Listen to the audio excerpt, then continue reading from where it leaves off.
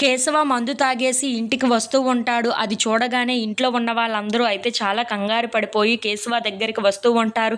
ఇంతలో అక్కడ ఉన్న సింధూర, చంటి వాళ్ళు ఏమైంది అని చెప్పేసి అయితే అనుకుంటూ కేశవ దగ్గరికి వస్తూ ఉంటారు. ఇంతలో అక్కడ ఉన్న కేశవ కింద పడిపోతూ తూలుతూ నడుస్తూ ఉంటాడు.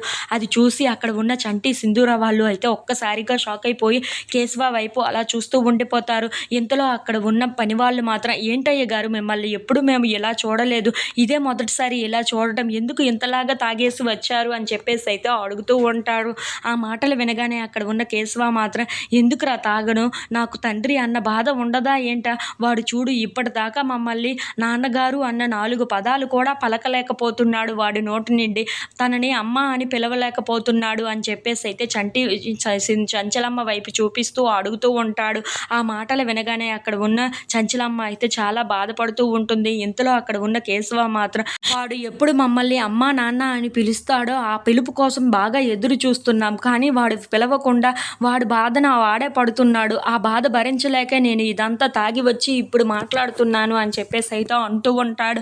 ఆ మాటలు వినగానే అక్కడ ఉన్న చంటి అయితే ఒక్కసారిగా షాక్ అయిపోయి కేశవ వైపు అలా చూస్తూ ఉండిపోతాడు. ఇంతలో అక్కడ ఉన్న కేశవ మాత్రం, ఏ తండ్రి కష్టపడినా సరే ఆ తండ్రి కొడుకు కోసమే, అది ఆ 4 పిలుపుల కోసమే కదా ఎదురు చూసేది, ఆ పిలుపులు కూడా మాకు లేకపోతే ఎంత బాధగా అనిపిస్తుంది అని చెప్పేసి అయితే చంటిని చూసి మరీ అంటూ ఉంటాడు. ఆ మాటలు వినగానే అక్కడ ఉన్న వాళ్ళందరూ అయితే ఒక్కసారిగా షాక్ అయిపోయి చాలా బాధపడుతూ ఉంటారు. ఇంతలో అక్కడ ఉన్న కేశవ మాత్రం చంటి వైపు చేయి చూపిస్తూ, చూసావా నేను ఇన్ని అంటున్నా సరే వాడు కనీసం నా దగ్గరికి వచ్చి, ఎందుకు నాన్న అన్న ఒక్క 4 మాటలు నా దగ్గరికి వచ్చి మాట్లాడితే అందులో తప్పేముంది, తను చూడు ఎంత బాధపడుతుందో, నేను చూడు ఎంత బాధపడుతున్నాను, 4 పిలుపుల కోసమే కదా ఇదంతా జరుగుతుంది, వాడు మమ్మల్ని తల్లిదండ్రులుగా ఎందుకు అంగీకరించడం లేదో మాకు అర్థం కావటం లేదు, వాడి పిలుపు కోసం మేము ఎంతగానో ఆతృతగా ఎదురు చూస్తున్నామని చెప్పేసి అయితే చాలా బాధపడుతూ చంటి వైపు చూసి మాట్లాడుతూ ఉంటాడు.